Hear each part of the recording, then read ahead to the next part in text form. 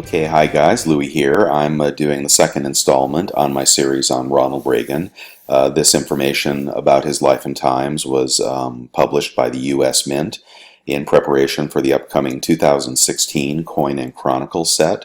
That set is being released on October 11th at 12 noon Eastern Time for $68.95, and you will receive a total of 3 coins: a reverse proof coin minted at the San Francisco Mint, an American Eagle, 1 ounce silver proof.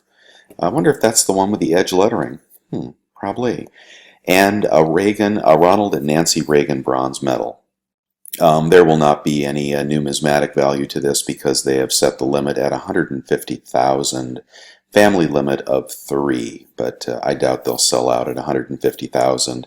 If you'll recall, I've been recommending this set from the beginning, but in the beginning, the Truman set, which now sells for well over $200, was a mintage of 17,000. And they've been increasing that steadily, upwards of 50,000, 25,000, 50,000, and here we are at 150,000. This is quite a high mintage. So, moving on to Reagan's life and times. Here's the Reagan series. I left off in his Hollywood career, so let me pick up there.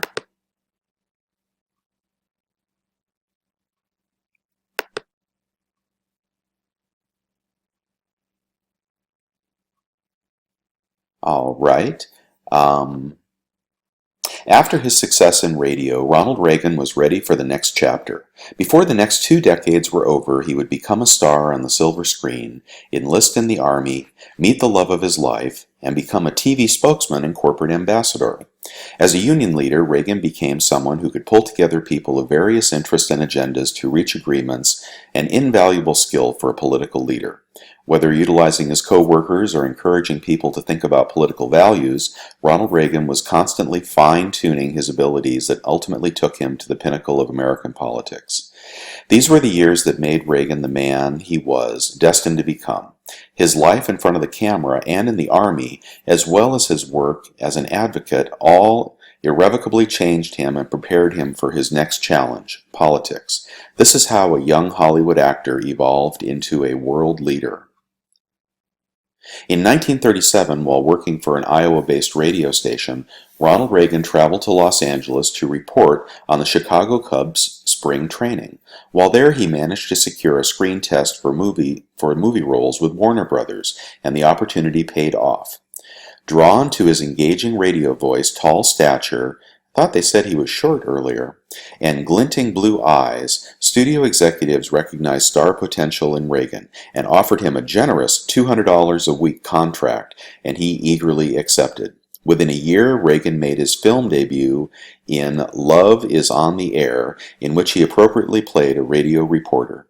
He rapidly became a prominent B-movie actor, appearing in movies that were produced quickly and with limited budgets. Throughout his film career, Reagan appeared in more than 50 movies, including a memorable role as football player George Kipp in the Knute Rockne All-American, for which he was fondly nicknamed the Gipper. In 1938, on the set of Brother Rat, Reagan fell in love with his co-star Jane Wyman. They became a popular couple in Hollywood and married in 1940. They soon had 2 children, Maureen, born in 1941, and Michael, adopted in 1945. World War II. Following Japan's attack on Pearl Harbor in 1941, Reagan, who enlisted in the Army Reserve in 1937, put his burgeoning acting career on hold to answer his call of duty. Because of his poor eyesight, he was restricted from serving overseas. Despite the setback, Reagan made his mark stateside in the U.S. Army Air Force, 1st Motion Picture Unit, FMPU. With his background in both radio and film, Reagan used his oratorical talents to narrate Army training and morale-boosting films. He also found other ways to contribute to the mission by using his connections and knowledge of the film industry. Reagan proved to be exceptionally capable and was quickly promoted through the ranks. Before the war ended, he would achieve the rank of captain. Reagan and his FMPU team created hundreds of films to support the American wartime effort. From acting to advocacy. Reagan separated from active duty and returned to Hollywood in 1945. Having taken a 4-year hiatus to serve in the military, he struggled to rebuild his popularity as an actor. On top of his career challenges, Reagan's marriage to Jane Wyman was crumbling. The glamorous couple eventually divorced. These were some of Reagan's most difficult years. His experiences during the war had changed him. His interest in solving real problems drove Reagan to become involved in organizations like the American Veterans Committee and the Screen Actors Guild. Reagan played an active role in SAG, a labor union established to help ensure fair wages and working conditions for performers. He worked to negotiate better contracts for treatment for SAG members. His passion, commitment, and inherent leadership qualities did not go unnoticed. By 1947, Reagan was elected president of the SAG board. As Reagan became more involved in SAG, he also became more engaged in national issues. With all the turmoil in the world and his personal life, his political views shifted. As a younger man, Reagan had identified as a New Deal Democrat, supporting Franklin D. Roosevelt's job creation policies during the Great Depression. He grew more concerned, however, about the growth of the federal government and his perception of infringement on citizens' individual freedoms. The tenuous political and social climate inside and outside of the country during the 40s and 50s caused Reagan to reevaluate his political ideology. General Electric Theater. The 1950s was a decade of transition for Reagan. His personal life brightened when he met and married actress Nancy Davis. The couple welcomed their daughter Patricia in 1952 and son Ronald in 1958. In 1954, he was recruited to host General Electric Theater, an exceedingly popular Sunday night television program. Though he was still acting in a myriad of Hollywood B movies, GE Theater put Reagan back in the spotlight. Each week, Reagan's charismatic personality was front and center on thousands of televisions across America.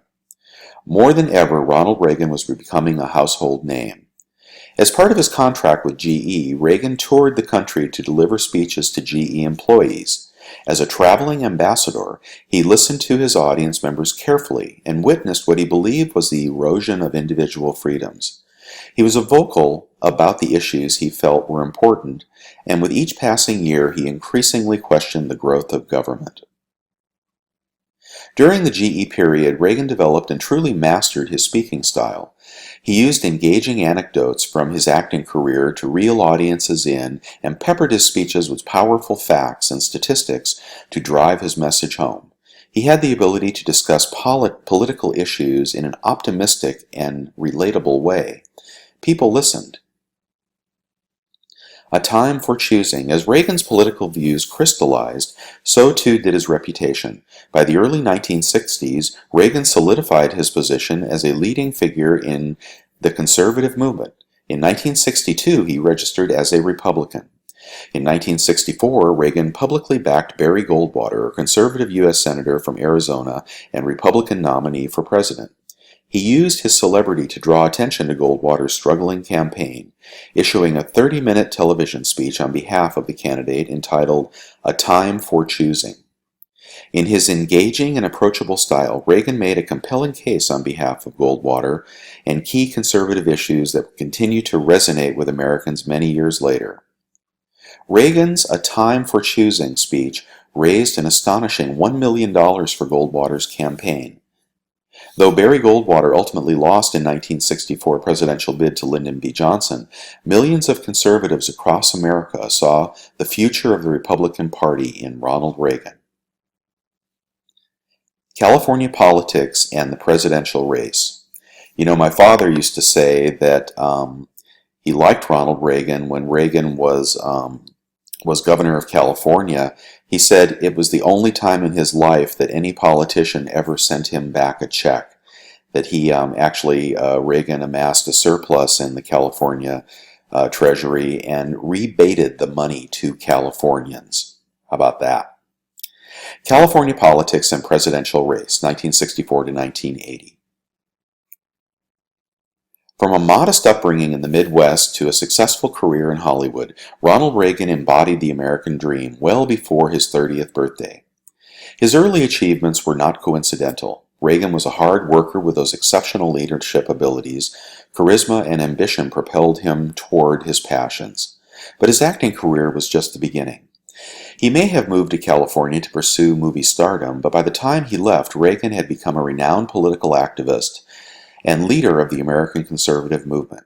Indeed, his warm personality and consummate oratorical skills proved valuable well beyond the silver screen. The race for California. By the mid-1960s, Reagan transitioned from making cameo appearances in American politics to playing a lead role in the conservative movement. Though he had never run for public office, Reagan was eager to act on issues he had championed while touring with the GE Theater and campaigning for the presidential contender Barry Goldwater. Capitalizing on the momentum from his Goldwater campaign speech, A Time for Choosing, he announced his candidacy for California governor in 1966. He campaigned on promises to reduce the size and influence of state government, enact welfare reform, and restore order to the California university campuses, where frequent protests had sometimes become violent, interfering with the learning process and endangering the safety of students.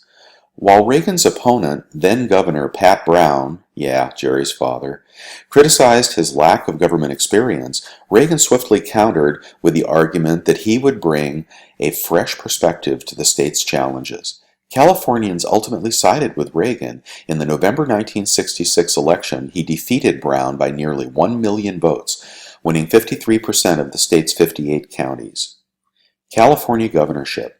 Reagan's first challenge as governor of California was to reconcile an enormous budget deficit. Sound familiar? The largest in state's history. He quickly realized, however, that he could not balance the budget solely by reducing spending at the agency level.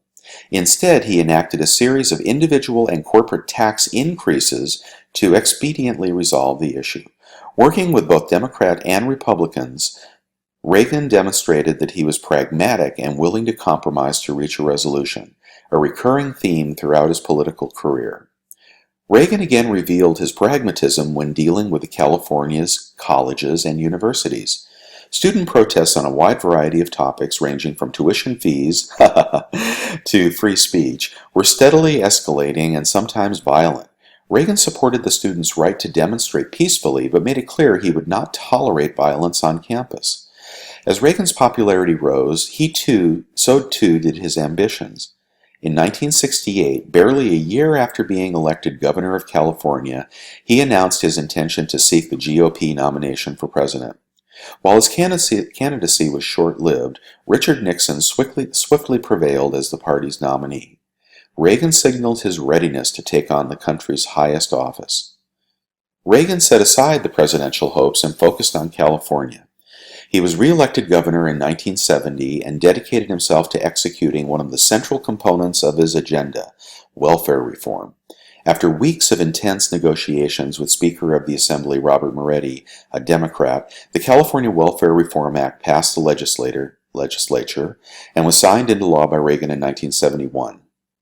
A shining example of bipartisan legislation, the act succeeded in reducing the number of Californians on welfare. The passage of the act showed that he valued compromise and can work effectively across the aisle.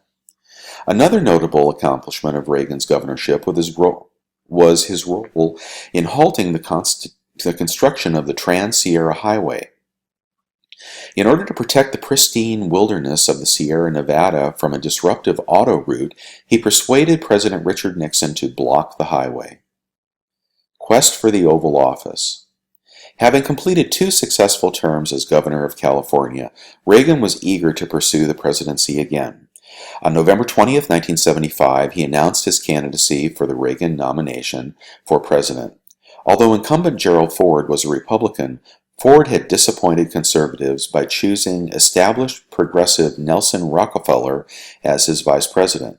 Additionally, the public associated the Watergate scandal and Vietnam War with both the Ford and Nixon administrations. By running on the anti-establishment platform, Reagan hoped he could win the support of the conservative base and secure the Republican nomination. Reagan's second run for president was much closer race than the first. While he was able to defeat Ford in several primaries, he ultimately lost the 1976 nomination. Until next time, this is Louis signing out. Stay tuned for the next and final series coming up soon. Bye now.